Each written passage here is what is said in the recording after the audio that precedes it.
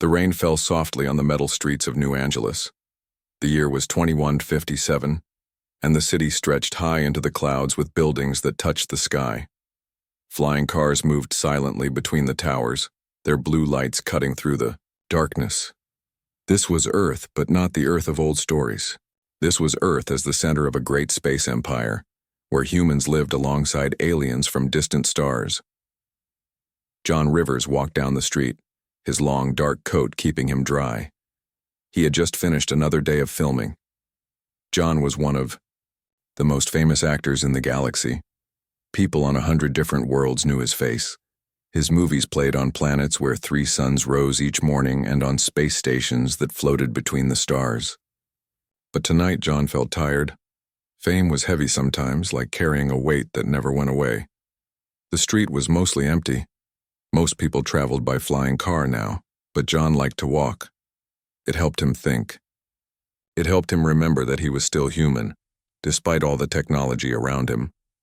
The buildings here were older, from before the great expansion into space. Down here, the perfect world of the upper city seemed far away. As John walked, he saw something that made him stop. There was an old atmospheric transport vehicle parked in an alley. It was the kind of vehicle people used to travel between the lower atmosphere and space stations, but this one looked broken. Its lights flickered weakly and steam came from its engines. Someone was living inside it. John moved closer, being careful not to frighten whoever was inside. Through the fogged window, he could see a woman holding a small baby. The woman looked young, maybe 30 years old, with brown hair that needed washing. Her clothes were clean but worn. The baby was wrapped in a blanket that had seen better days. Both mother and child looked thin and tired. The woman noticed John looking and quickly turned away. She was afraid. John could see that. He had seen that look before on the faces of people who had lost hope. It was a look that said the world had forgotten them. John knocked gently on the vehicle's door. The woman looked at him through the window. Her eyes were wide with fear. John held up his hands to show he meant no harm. Slowly, the woman opened the door just a crack. "I'm sorry to bother you," John said in a quiet voice. "I just wanted to make sure you and your baby are okay." The woman stared at him. She recognized his face but couldn't believe he was really there. You're John Rivers," she whispered. "Yes, I am. What's your name?" "Lisa," she said. "Lisa Carter. This is my son, Alex." She looked down at the baby in her arms. The child was maybe 6 months old, with dark eyes that seemed too serious for such a young face. "Lisa, are you living in this vehicle?" John asked. Lisa's face turned red with shame. "We don't have anywhere else to go," she said. "The life support systems are breaking down. I try to fix them, but I don't have the right tools." John looked at the vehicle more carefully. He could see that Lisa was right. The air recycling system was making strange noises. The heating unit sparked occasionally. This was not a safe place for a mother and baby to live. "How long have you been here?" John asked. 3 months, Lisa said. "Maybe 4. I lose track of time." John noticed something about Lisa's clothes. Under her worn jacket, he could see part of a uniform. It was faded and patched, but he recognized it. It was a uniform from the Human Colonial Defense Force. "You served in the military," John said. Lisa nodded. "I was a combat medic. I served on the frontier worlds during the Zephyrian War." Her voice became quieter. "I helped save people. I thought that meant something." The Zephyrian War had ended 2 years ago. John remembered the news reports. Humans had fought against an alien species that wanted to take over human colonies. It had been a hard war, with many casualties. The heroes had come home to parades and celebrations, but looking at Lisa, John realized that not all the heroes had been celebrated. "What happened after the war?" John asked. Lisa's eyes filled with tears. "I was hurt in the last battle. An alien weapon hit me. It damaged my brain," they said. "I can't remember things like I used to. Sometimes I get confused. The military said I couldn't serve anymore." "They gave you medical care, didn't they?" Johnny. asked. Lisa laughed, but it wasn't a happy sound. They tried, but the doctors said my injury was too complex. They said they did all they could. Then they gave me a small pension and sent me home. She shifted the baby to her other arm. The pension isn't enough to live on. I tried to get work, but who wants to hire someone who forgets things? John felt anger growing in his chest. This woman had risked her life for humanity. She had saved other soldiers, other human beings. And this was how society repaid her? What about your family? John asked. My parents died when I was young, Lisa said. Alex's father was another soldier. He didn't come back from the war. She looked down at her son. It's just us now. The baby started to cry. Lisa tried to comfort him, but John could see that she was struggling. Her hands shook slightly. Her eyes had trouble focusing. The injury she had mentioned was affecting her even now. Lisa, John said, you and Alex can't stay here. It's not safe. I know, she said. But I don't have anywhere else to go. The shelters are full. The government housing has a waiting list that's years long. And they ask too many questions. They want to know why I can't take care of myself. Her voice broke. I can take care of my son. I just need a little help. John looked around. The alley. In the distance, he could see the lights of the upper city where he lived. Up there, people spent more money on a single meal than Lisa probably saw in a month.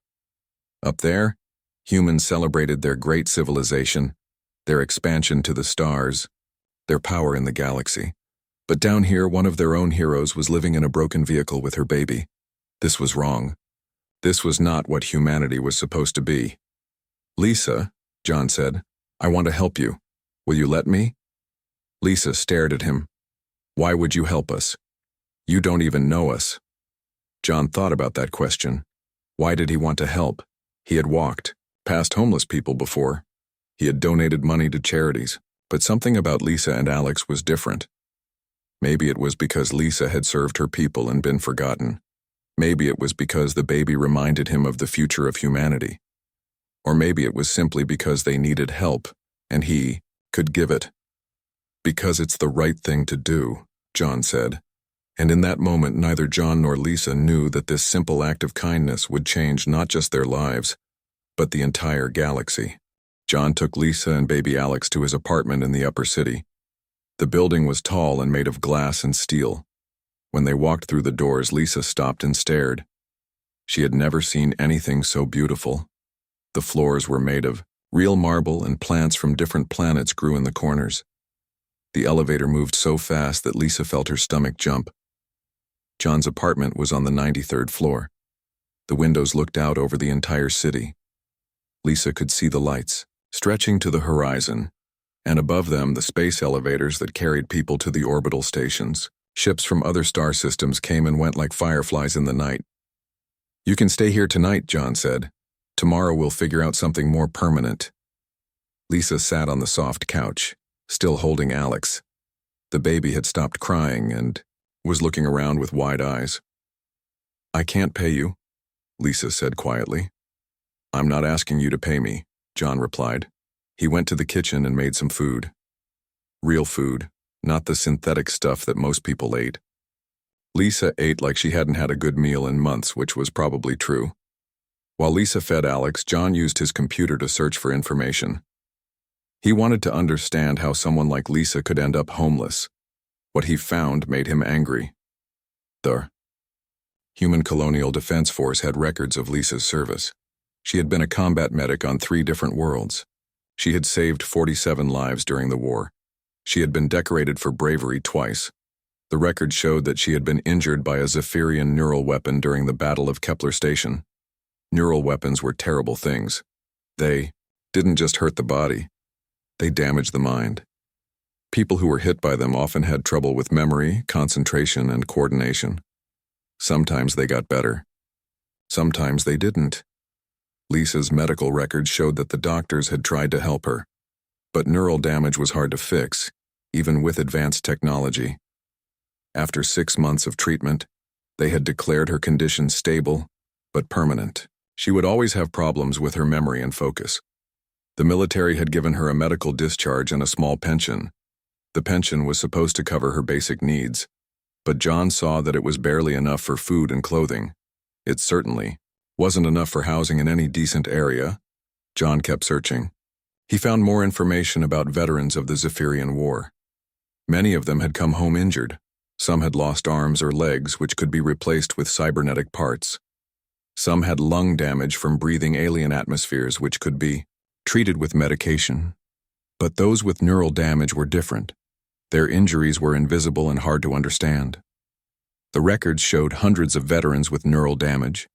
Most of them had been discharged with small pensions just like Lisa. Some had families who could help them.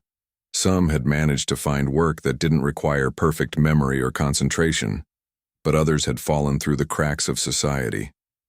John found news articles about the problem. The headlines were hidden in small sections of digital newspapers. Veteran homelessness rises, read one. Mental health services overwhelmed, read another. The articles talked about the problem like it was a statistic, not real people with real lives. But as John dug deeper, he found something else. The government wasn't just ignoring the problem. They were actively hiding it. Official reports claimed that veteran support was adequate. Politicians gave speeches about how much they cared about the men and women who had served. But the reality was different. John found internal documents that had been leaked by government workers. These documents showed that the true number of homeless veterans was much higher than the public knew. They also showed that the government had been cutting funding for veteran services while spending more money on expanding to new star systems. The documents revealed something even worse. The government knew that neural damage from alien weapons was becoming more common. As humans fought more wars against different alien species, more soldiers were coming home with invisible injuries. But instead of preparing better treatment, the government was simply reducing the standards for what counted as adequate care. John sat back in his chair. He looked at Lisa, who was sleeping on his couch with Alex in her arms. She looked peaceful for the first time since he had met her. But he knew that her problems were bigger than just needing a place to sleep. She was part of a system that had failed thousands of people. The next morning, John made some calls. He spoke to his agent, his publicist, and his lawyer. He told them he wanted to help veterans like Lisa. They all said the same thing. It was a nice idea, but he should be careful. Getting involved in politics could hurt his career. This isn't politics, John told his agent. This is about helping people who served humanity. John, you're an actor, his agent said. People want you to entertain them, not lecture them about social problems. But John had made up his mind. He started making different calls. He called journalists who specialized in investigative reporting. He called veterans organizations. He called doctors who treated neural damage. What he learned surprised him. The problem was even bigger than he had thought. Dr. Patricia Stone, a former military doctor who now worked at a private clinic, told him the truth. The alien weapons are getting more sophisticated, Dr. Stone said during their video call. Each new species we fight has different technology. The Zephyrians used neural disruptors. The Canthari use sonic weapons that damage the inner ear and brain. The Vortex use chemicals that affect memory formation. Can these injuries be treated? John asked. Some of them, yes, but it takes time and money. The military does the minimum required by law, then discharges the soldiers. Private treatment is expensive. Most veterans can't afford it. How many veterans are we talking about? Dr. Stone was quiet for a moment. Officially, the government says there are about 5,000 veterans with service-related neural damage from all the recent wars. Unofficially? I think the number is closer to 50,000. John felt sick. 50,000 people like Lisa struggling to survive after serving their species. There's something else, Dr. Stone continued. I've been in contact with alien doctors. The Alterian Collective has been studying human neural damage. They're fascinated by something. What? Most species, when they suffer brain damage, become more aggressive or withdraw completely. But humans with neural damage often become more compassionate. They form stronger bonds with other people. The Alterians can't understand why. John thought about Lisa. Even though she was struggling, she was completely devoted to taking care of Alex. Even though the world had forgotten her, she hadn't become bitter or angry. The Alterians think it might be related to human evolution, Dr. Stone said. They believe that humans developed compassion as a survival trait. When humans are hurt, they don't just think about themselves, they think about their community. After the call, John walked to the window. He could see the space elevators carrying people to the stars. Humanity was expanding across the galaxy, meeting new species, building new colonies. They were becoming a major power in galactic civilization. But down in the lower city, heroes like Lisa were forgotten. John realized that this wasn't just about helping one person. This was about what kind of species humanity wanted to be. Did they want to be the kind of people who forgot their heroes? Or did they want to be something better? He looked at Lisa, who was playing with Alex on the floor. The baby was laughing at something she was doing. Despite everything that had happened to her, Lisa could still make her son laugh. That night, John made a decision that would change everything. John's decision was simple. He would use his fame and money to help veterans like Lisa, but he didn't know how big this problem really was until he started looking deeper. 3 days after Lisa and Alex moved into his guest room, John got a strange message on his private communication device. The message was encrypted and came from someone who called themselves Network Friend. The message said, "Mr. Rivers, we know you are asking questions about forgotten veterans. We have been helping them for many years. If you want to make a real difference, meet us at the old Memorial Park at midnight tonight. Come alone." John wasn't sure if he should trust this message. It could be dangerous. But something told him these people were genuine. That night, he put on dark clothes and took a taxi to Memorial Park. The park was in the old part of the city. During the day, it was a peaceful place where people came to remember the soldiers who had died in various wars. At night, it was empty and quiet. John walked to the center of the park, where a statue of an unknown soldier stood under the stars. "Mr. Rivers?" A voice came from the shadows.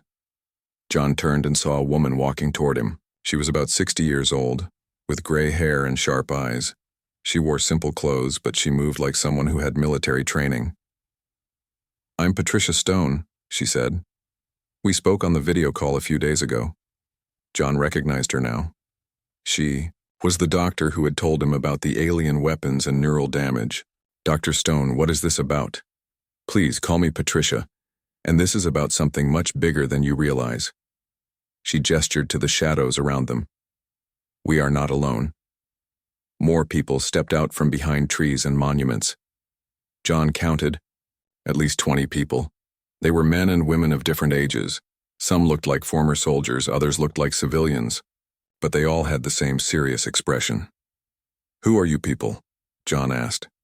"We call ourselves the Terran Solidarity Network," Patricia said. "We have been working in secret for 15 years to help humans who have been forgotten by the system." An older man stepped forward. He had scars on his face and walked with a slight limp. "I'm Captain Ben Harris, retired. I fought in the Proxima campaign 20 years ago. When I came back, the government said my injuries were minor. They gave me a small pension and told me to be grateful." "But Ben's injuries weren't minor," Patricia added. "He had nerve damage that caused constant pain. The medication he needed was expensive. His pension didn't cover it, so he started stealing painkillers from military hospitals. I could have gone to prison," Ben said. "Instead, Patricia found me and brought me into the network. Now I help other veterans who are in similar situations." A young woman spoke next. She looked like she was in her 20s, with short black hair and bright eyes. "I'm Jenny Walsh. I'm not a veteran. I'm a computer programmer. But my brother died in the Centauri War. After he died, I learned that many of his friends were struggling. The network helped them, so I joined to help with their technology needs." John looked around at all the faces. These people came from different backgrounds, but they were all united by one thing. They cared about helping others. "How many people are in the network?" John asked. "About 2,000 active members across human space," Patricia said. We have people on Earth, Mars, the lunar colonies, and most of the outer settlements. We help in different ways. Jenny pulled out a small device and showed John a holographic display. We have a secret communication system that connects all our members. When someone needs help, we can coordinate quickly. The display showed a map of human space. There were dots of light on many different worlds. Some dots were green, some were yellow, and some were red. Green dots are people we've successfully helped, Jenny explained. Yellow dots are people who need help, but are stable for now. Red dots are emergency situations. John saw that there were hundreds of dots on the map. Most of them were yellow or red. This is incredible, John said. But why work in secret? Why not work with the government? Patricia's expression became sad. We tried that in the beginning. We contacted government officials, we wrote reports, we testified before committees, but nothing changed. The politicians would make speeches about caring for veterans, then vote to cut funding for programs that actually helped them. Some of us tried to work within the system, Ben added. I wrote letters to my representatives for 5 years. I got form letters back thanking me for my service and promising to look into the issues. Nothing ever happened. So we decided to bypass the system entirely, Patricia said. We help people directly. We don't wait for government approval. We don't fill out forms or follow bureaucratic procedures. We just help. John was impressed but also confused. How do you get the resources to help so many people? Many of our members are successful people who haven't forgotten where they came from, Jenny said. We have business owners, doctors, engineers, artists. They donate money and time. We also have people in government and military positions who quietly help us access information and resources. We have a restaurant owner on Mars who gives free meals to hungry veterans, Ben said. We have a housing developer on Europa who provides apartments at cost. We have doctors who provide free medical care. But it's not enough, Patricia said.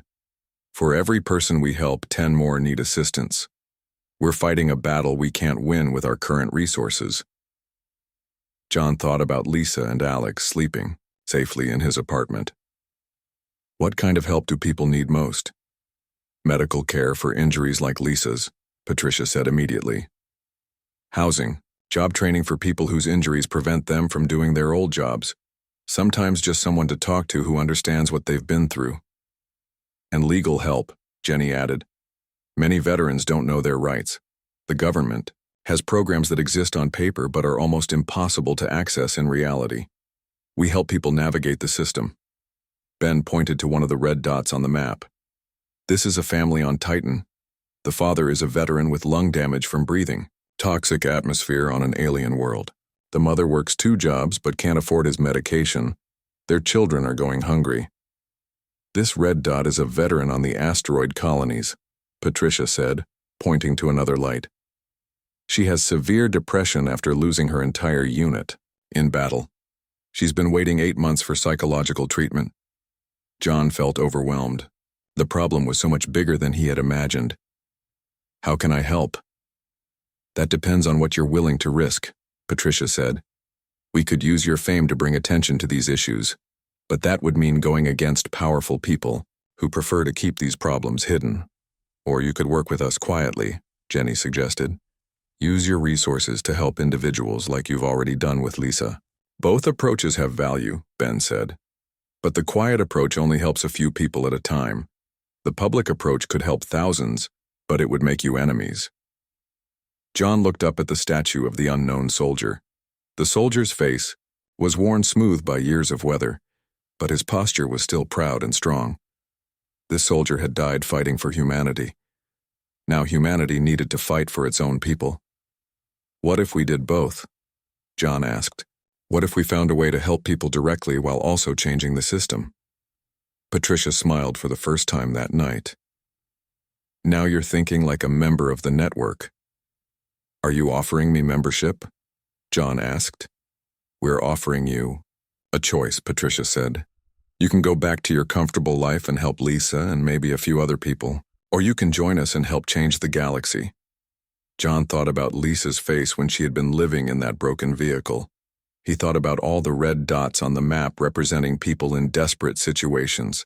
He thought about the thousands of veterans who were struggling in silence. I'm in, John said. That night, John Rivers became more than just a famous actor. He became part of something larger than himself. 1 week after John joined the Terran Solidarity Network, something unexpected happened. He was at home with Lisa and Alex when his communication device made a sound he had never heard before. The sound was musical, like wind chimes in a gentle breeze. "What's that sound?" Lisa asked. She was sitting on the floor, helping Alex learn to crawl. John looked at his device. The screen showed symbols he didn't recognize. They were beautiful and complex, like artwork made of light. "I don't know," he said. "I've never seen these symbols before." The symbols changed and became words in human language. "Mr. John Rivers," the message read. "This is Ambassador Veltar of the Alterian Collective. I request a meeting with you. The matter is urgent and concerns your recent activities regarding human veterans." John felt his heart beat faster. The Alterian Collective was one of the most advanced alien civilizations in the galaxy. They had been peaceful neighbors to humanity for over 50 years, but they rarely contacted individual humans directly. How do they know about the network? John asked himself. Lisa looked worried. "Is everything okay?" "I'm not sure," John said. He sent a message back. "Ambassador Veltar, I am honored by your contact. When and where would you like to meet?" The reply came immediately. "Tonight, at the diplomatic quarter in New Geneva. Building 7, floor 43.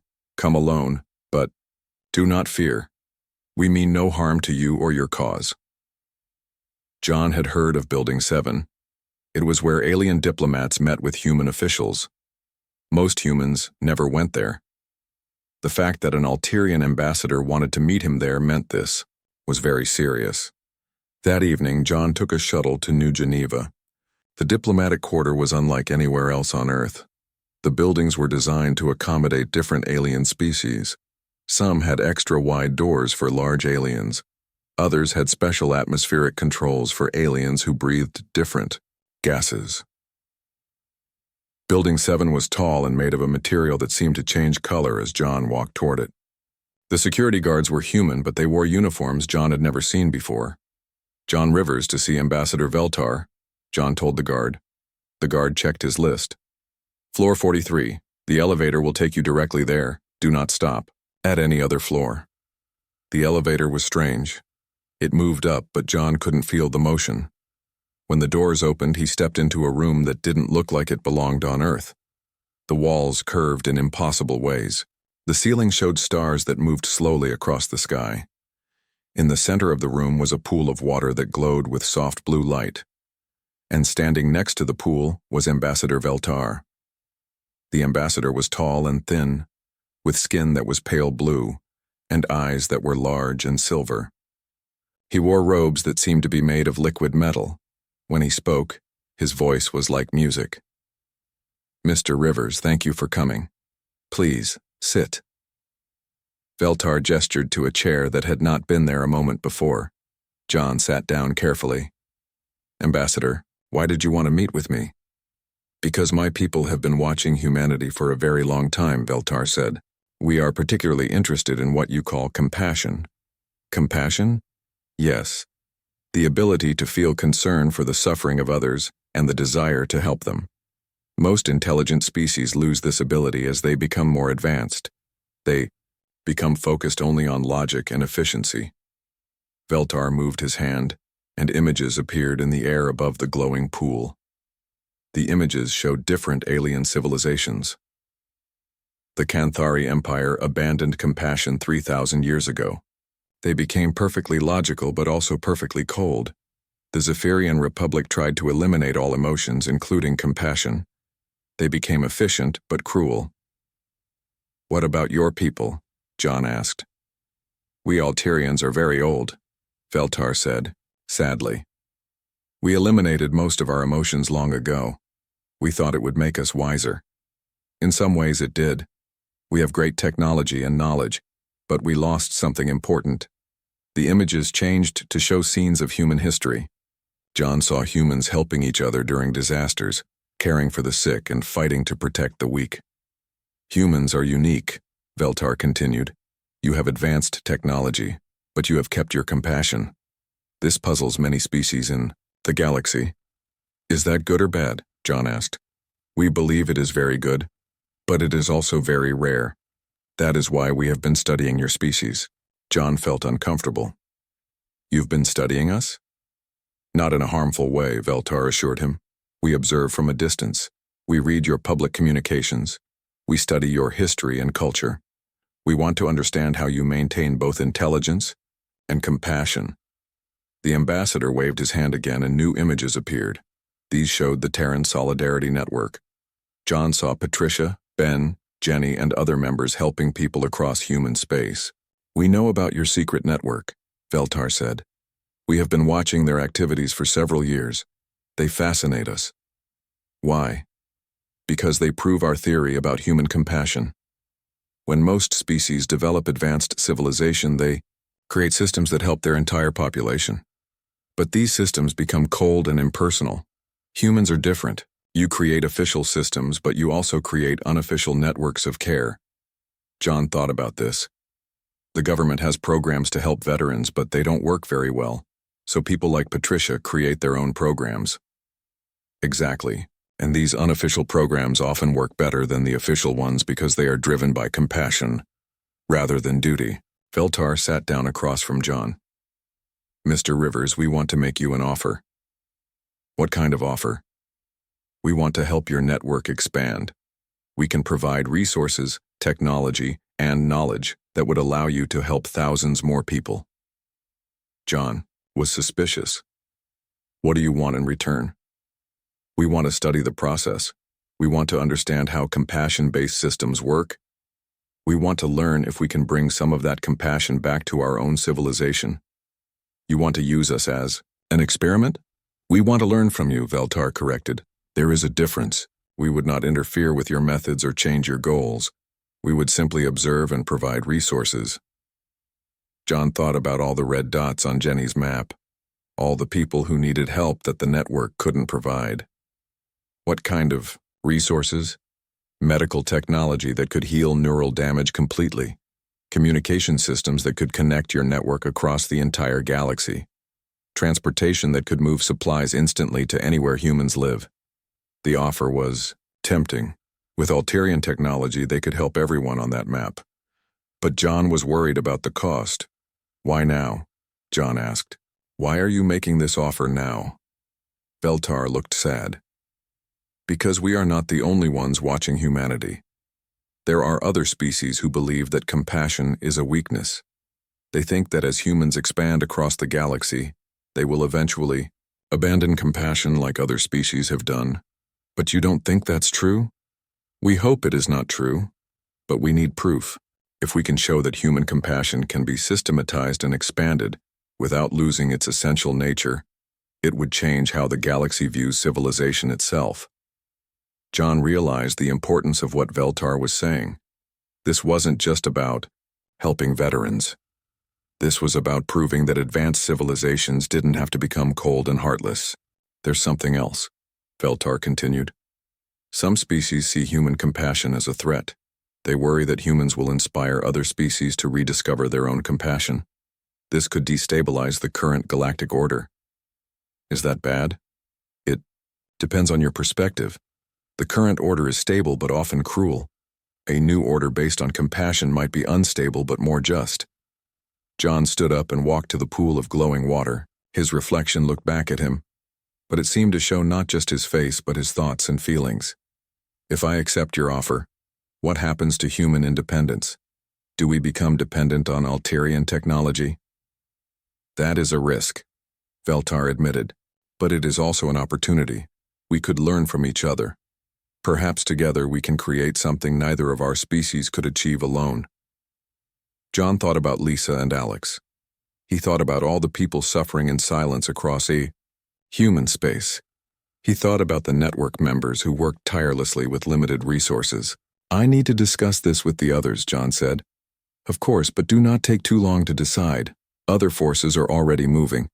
Change is coming to the galaxy whether we guide it or not. As John left the building, he realized that his simple act of helping Lisa had started something much bigger than he had ever imagined. John returned home that night with his mind full of questions. He found Lisa in the kitchen, making dinner for herself and Alex. The baby was sitting in a high chair, trying to eat soft food with his tiny hands. It was a normal, peaceful scene. But John couldn't stop thinking about Ambassador Veltar's offer. "You look worried," Lisa said. "Did something bad happen?" John sat down at the table. "I'm not sure if it's bad or good. I need to make a difficult decision." Over the next 3 days, John met with Patricia, Ben, Jenny, and other leaders of the Terran Solidarity Network. He told them about the Alterian offer. Their reactions were mixed. "Alien technology could help us save thousands of lives," Patricia said. "But at what cost? If we become dependent on the Alterians, are we still truly human?" "Maybe that's the wrong question," Ben suggested. "Maybe the question is, are we willing to let people suffer to preserve our independence?" Jenny was more practical. "We need to know exactly what they're offering and what they want in return. Right now, we're making decisions based on incomplete information." John arranged another meeting with Ambassador Veltar. This time, he brought Patricia with him. The ambassador welcomed them in the same strange room with the glowing pool. "Dr. Stone," Veltar said, "we know of your work. You have helped many humans despite having limited resources." "Thank you," Patricia said carefully. "But I want to understand what you're really offering." Veltar gestured, and the pool of water began to show images. Neural regeneration technology that could completely heal brain damage from alien weapons. Instant communication devices that work across any distance. Medical scanners that can diagnose problems in seconds. The images were incredible. John saw devices that looked like they belonged in dreams rather than reality. "How advanced is this technology?" Patricia asked. "Far beyond current human capabilities," Veltar admitted, "but not so advanced that humans cannot learn to use it safely." "And what do you want from us?" "Permission to observe how you use these tools.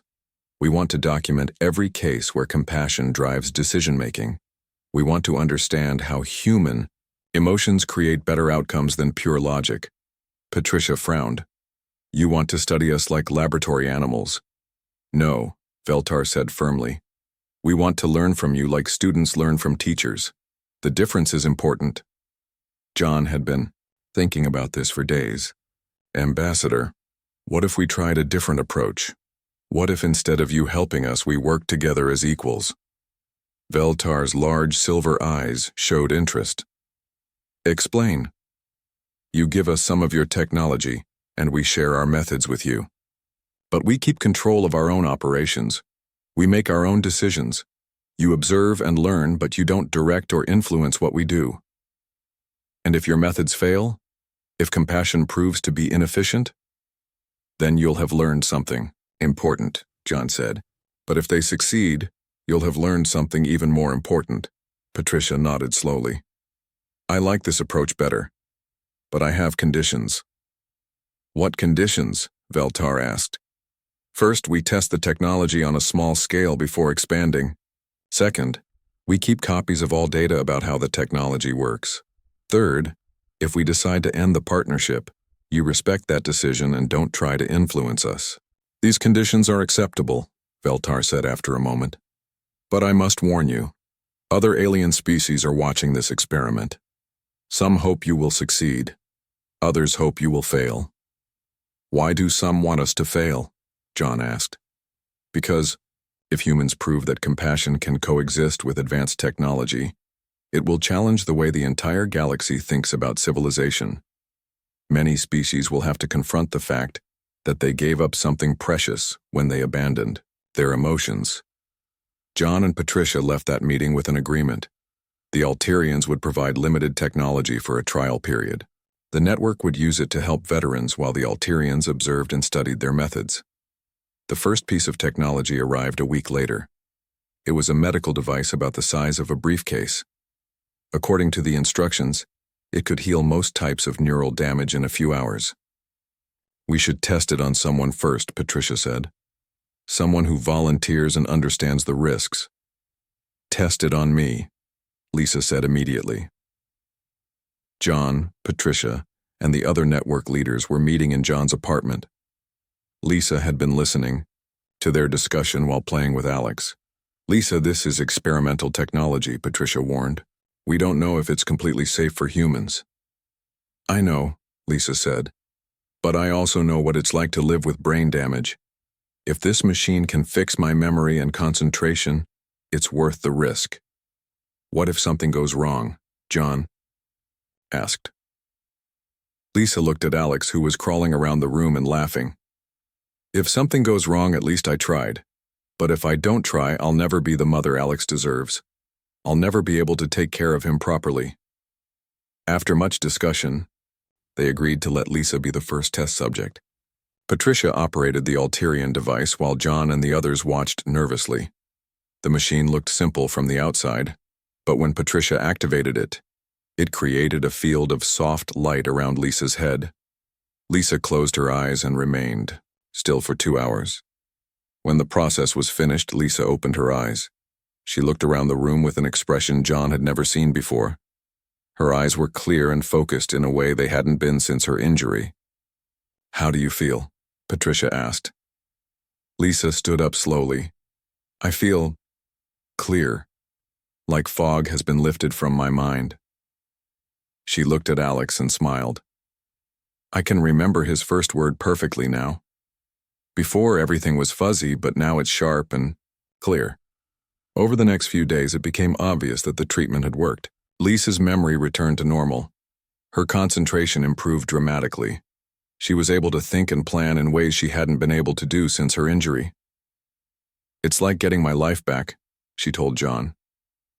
Word of Lisa's successful treatment spread quickly through the network. Other veterans with neural damage began asking for the same treatment. Within a month, they had helped 50 people. Within 3 months, they had helped 500. But John realized that healing people was only part of the solution. These veterans still needed homes, jobs, and support systems. The network was helping individuals, but the larger problems remained. "We need to think bigger," John told Patricia during one of their regular meetings. "What do you mean?" "Healing people is wonderful, but we're still working around a broken system. We need to fix the system itself." John had been thinking about this problem for weeks. He had an idea, but it was risky. "What if we went public?" he suggested. "What if we used my fame to bring attention to the veteran crisis?" Patricia looked worried. "The government won't like that. The military won't like it. You could make powerful enemies. But we could also make powerful friends. There are millions of people who don't know how bad the problem is. If they knew, they might demand change." Ben, who had been quiet during the discussion, finally spoke. "John's right. We've been working in the shadows for years, helping individuals, but the problem keeps getting bigger. Maybe it's time to fight for systematic change." Jenny pulled up her holographic map. The red dots representing emergency cases had decreased thanks to their use of Alterian technology, but new red dots appeared every day. "We're helping people faster than ever before," Jenny said, "but new veterans are being injured faster than we can help them. We need to prevent the injuries, not just treat them." John made his decision. "I'm going to announce the creation of a new foundation. We'll work openly to help veterans and to change government policies." "What about our partnership with the Alterians?"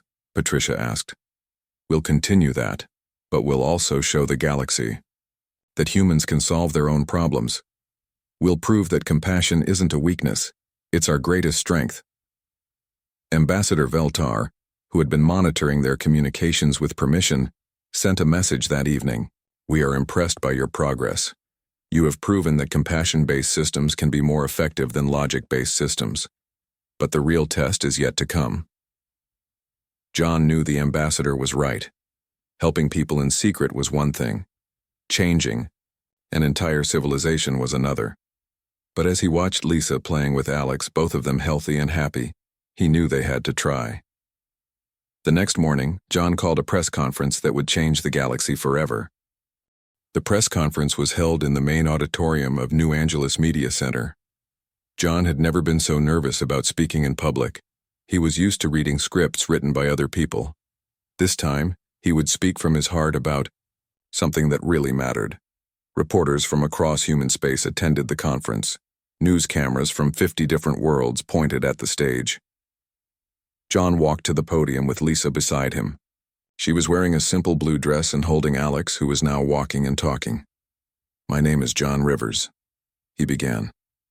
"Most of you know me as an actor. Today, I want to talk to you about something more important than any movie I've ever made." The room was completely quiet. John looked out at the faces of the reporters and felt his nervousness disappear. 6 months ago, I met a woman named Lisa Carter and her baby son Alex. They were living in a broken vehicle in an alley. Lisa was a war hero who had saved 47 lives during the Zephyrian War. She came home with brain damage from an alien weapon, and our society forgot about her. John gestured to Lisa. "Lisa, would you tell them your story?" Lisa stepped to the microphone. Her voice was strong and clear. "I served my species for 5 years. I was proud to help other soldiers and to protect human colonies. But when I came home injured, I found out that being a hero in war doesn't mean much in peacetime." She told the reporters about living in the vehicle, about struggling to care for Alex, about the broken government systems that were supposed to help veterans. As she spoke, some of the reporters looked uncomfortable. Others took notes furiously. "Today I am healthy and my son is safe," Lisa continued. "But not because of government programs. I am healthy because people chose to help me. People who believe that no human should be forgotten." John returned to the microphone. "Today I am announcing the creation of the Human Heritage Foundation. Our mission is simple. No human who serves our species will ever be forgotten or abandoned." He explained how the foundation would work. It would provide medical care, housing, job training, and support to veterans across human space. It would also work to change government policies that created these problems in the first place. "We have already helped over 500 veterans in the past 3 months," John said. "We have technology that can heal neural damage completely. We have housing programs, job training, and counseling services. But most importantly, we have something that government programs often lack. We have heart." A reporter raised her hand. "Mr. Rivers, where did you get the technology to heal neural damage? That kind of medical advancement is beyond current human capabilities." John had expected this question. "We are working in partnership with the Alterian Collective. They have provided some medical technology in exchange for the opportunity to study human compassion-based social systems." The room erupted in surprised voices. Working with aliens on social programs was unusual and controversial. Another reporter stood up. "Are you saying that aliens are studying humanity?" "I'm saying that aliens are learning from humanity," John corrected. "They want to understand how we maintain both advanced technology and genuine care for each other. Most alien species lose their compassion as they become more advanced. Humans haven't, and that makes us unique in the galaxy." "Is this technology safe?" asked another reporter. Patricia Stone, who was sitting in the front row, stood up. "I'm Dr. Patricia Stone. I've overseen all medical treatments using Alterian technology. It is completely safe and remarkably effective. We've seen no negative side effects in any of our patients." The questions continued for an hour. Some reporters were supportive, others were skeptical, but all of them were interested.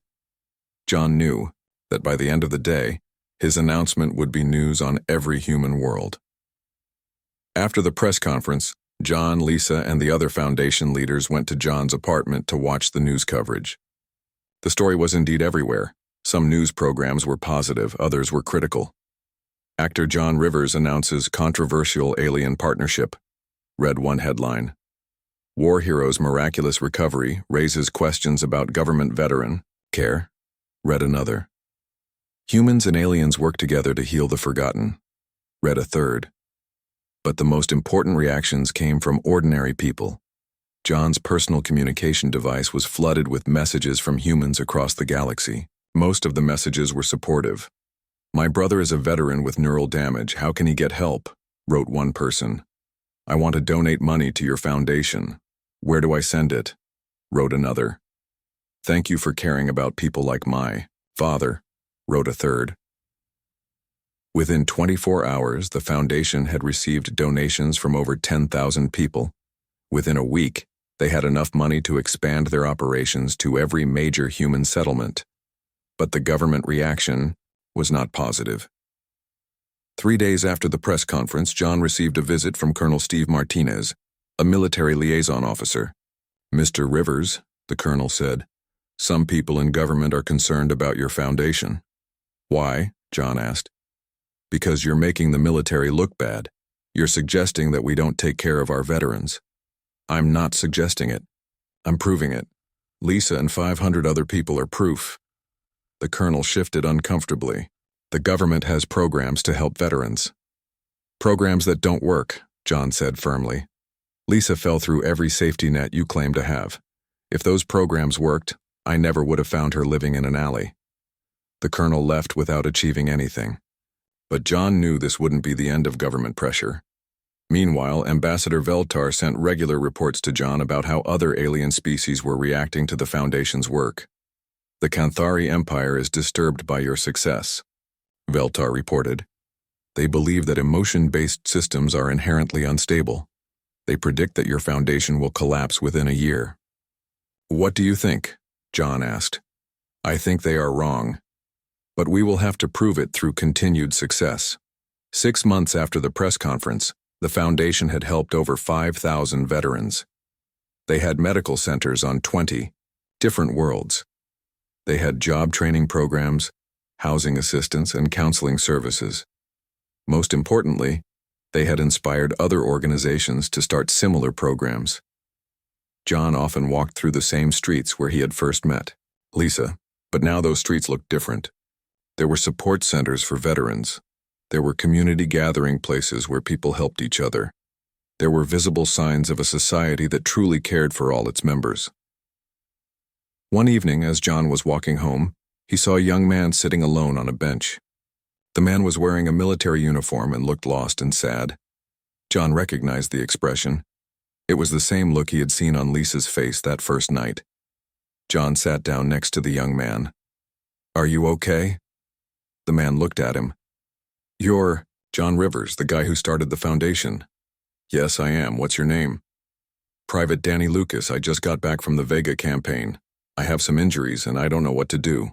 John smiled. "Danny, you've come to the right place. Let me tell you about some people who can help you." As John helped Danny contact the Foundation's local office, he thought about how much had changed. A year ago, he was just an actor who happened to help one person. Now he was part of a movement that was changing how humanity treated its own people. But more than that, he had helped prove something important to the galaxy. Humans had shown that advanced civilizations didn't have to become cold and heartless. They had shown that compassion could be organized and expanded without losing its essential nature. The Foundation's success had inspired similar programs among other alien species. The Alterian Collective had started their own emotion-based support systems. Even some members of the logical Kanthari Empire were questioning whether they had given up too much when they abandoned compassion. Lisa, now working as the Foundation's chief spokesperson, often traveled to other worlds to share her story. Alex, growing up healthy and strong, would someday inherit a galaxy where no one who served their people would ever be forgotten. John's simple act of kindness toward a homeless mother and baby had indeed changed the universe. It had proven that individual compassion could reshape entire civilizations, and it had shown that humanity's greatest strength wasn't their technology or their military might. It was their refusal to leave anyone behind. As John walked home, that night, he could see the lights of spacecraft coming and going from the orbital stations above. Each ship carried people between the stars, building the great human civilization that now spanned the galaxy. But now John knew that this civilization was truly great, not because of how far it had spread, but because of how well it cared for its own people.